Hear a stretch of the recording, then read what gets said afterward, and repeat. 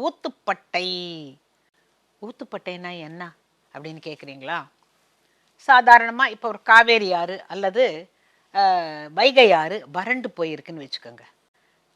கோடை காலத்துல என்ன பண்ணுவாங்க, வீட்டுக்கு தண்ணி வேணுமே, அப்பெல்லாம் வந்து குழாயெல்லாம் கிடையாது. சில சமயம் கிணத்து தண்ணி நல்லா இருக்காது.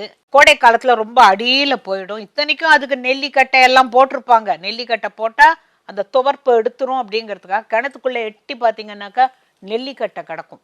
இப்போ இந்த ஊத்துப்பட்டை அப்படிங்கிறது ஒரு தகரம் மாதிரி ஆனது. ஒரு ஒரு புஸ்தகம் மாதிரி இருக்கும். லேசா வளைஞ்சிருக்கும். இப்படி சொன்னா புரியும்.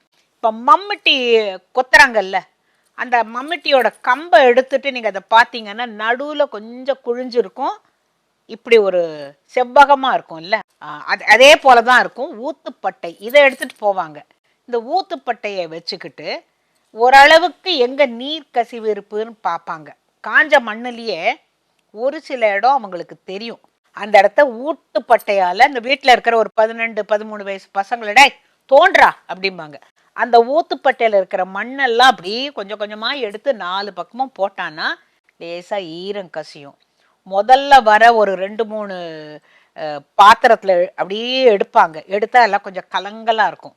அதெல்லாம் போக அந்த ஊத்துப்பட்டையால ஆழமா எடுத்த பிறகு அப்படியே விட்டு வச்சாங்கன்னாக்கா அதை விட சின்ன பாத்திரத்தை வச்சு அதை அப்படியே மொண்டு எடுத்தா தெளிவா இருக்கும். அந்த ஊத்துப்பட்டை இல்லாம அங்க போயிட்டேனாக்கா அவங்களுக்குள்ள பெண்கள் எப்படி பேசிப்பாங்கன்னா, நீ என்ன பண்ண, ஊத்துப்பட்டை கொண்டு வரலையானா, அவளுக்கு நாக்கு இருக்குல்ல அவ்வளவு ஷார்ப்பா, போட்டு அவ்வளவு நாக்கை வச்சு எடுக்க சொல்லு அப்படிம்பாங்க. அதாவது வெடுக்கு வெடுக்குன்னு பேசுறதுக்கும் இந்த ஊத்துப்பட்டைக்கும் ஒரு கனெக்ஷன். ஏன்னா இது எப்பேற்பட்ட வறண்ட நிலமா இருந்தா கூட தோண்டி எடுத்து தண்ணியை கொண்டாந்துருமா. அதனால ஊத்துப்பட்டைங்கிறது மறந்து போன மற்றொரு சொல், மற்றொரு பொருள்.